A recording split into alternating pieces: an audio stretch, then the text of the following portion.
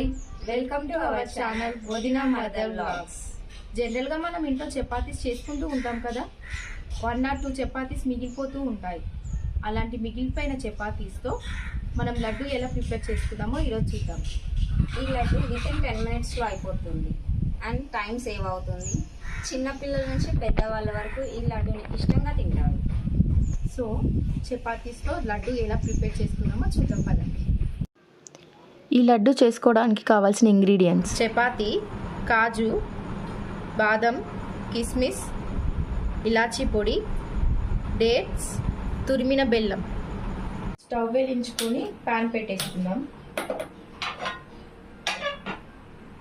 Pan వేడైంది, చపాతీ వేసుకొని నెయ్యి వేసుకొని కాల్చుకుందాం.